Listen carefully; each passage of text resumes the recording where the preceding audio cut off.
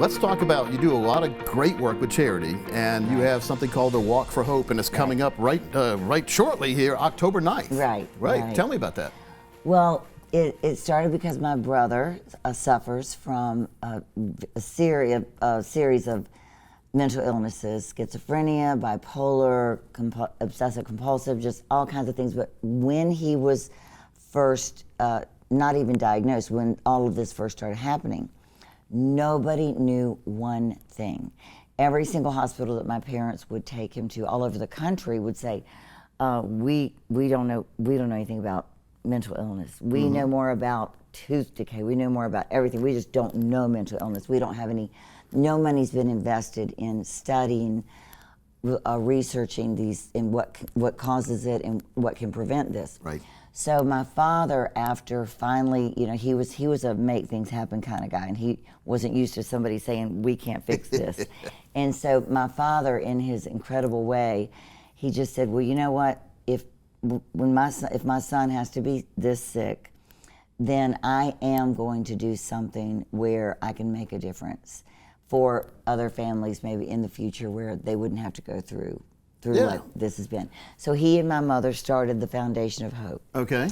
Then when my father passed away, all of the employees of the Angus Barn who adored him, they started the Walk for Hope to raise money for the cause that he loved the most, which was research and treatment for mental illness. Wow, that's pretty neat. So it was started by the employees of the Angus Barn. That's really neat. That tells you a lot about the ownership if the employees do something like that. Yes, and we never dreamed there'd even be another walk. We just thought that would be the walk, and it was so popular and people had such a good time, so then it grew. And now we're on our 34th, coming up our 34th annual walk. Now for the last 2 years we haven't been able to have it. We have had a drive-through.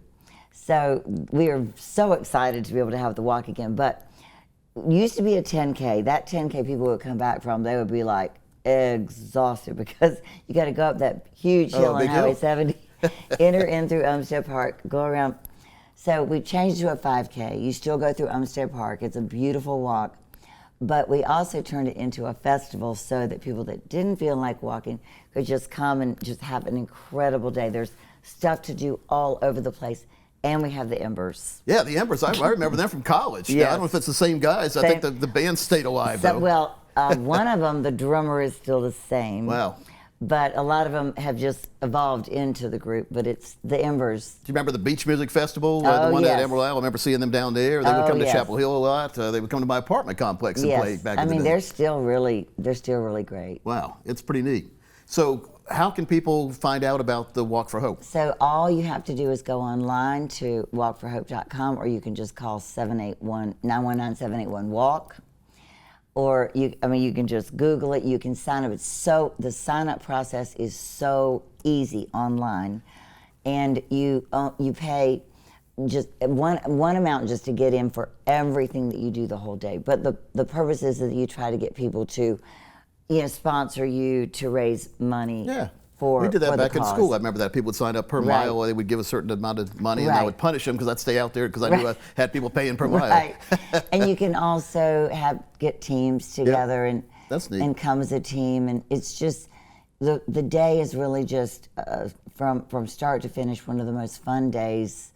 And you have shuttle buses too, don't you? So people don't park at the Angus Barn. You've got signs telling them where to park, and you have buses running every 5 minits or so, you said, because that's one thing people hate when they go to events is these shuttle buses may become once every half hour or maybe 45 minutes. No, that's inconsistency. People don't like that. That's a huge ordeal for us. But see, there's 3,000 people that come to this. That's a lot of people. So, and we're expecting more this year, so we can't really park on site. So we have a place really not far from the barn, but we do have these great shuttle buses where you have a hospitality host on the bus. Like you're arriving at Disney and they're telling you what you're getting ready to see. That's neat. And so the minute you enter, there's music and just all kinds of fun things going on. We have a 5K run that kicks off at 9, then the walk kicks off at 10, and then the food is, I could be arrested if I didn't serve decent food at the Walk for Hope because it's the Angus Barn. So we do burgers and those turkey wings are really good, by the way. Yes, those turkey wings. You can get filled up with one of those things. For the turkey lounge, right? Yeah, that's right. others things. All right, so then the website is walkforhope.com. Yes. That's Sunday, October 9th. Yes. Her name is Van Ewer. She's the owner of the Angus Barn. And Van, thanks for having us. Thanks for having the time to share with us today. Thank you so much for helping to promote this cause. It means so much to me and my family. Walkforhope.com, folks. Yes. We'll be right back after this.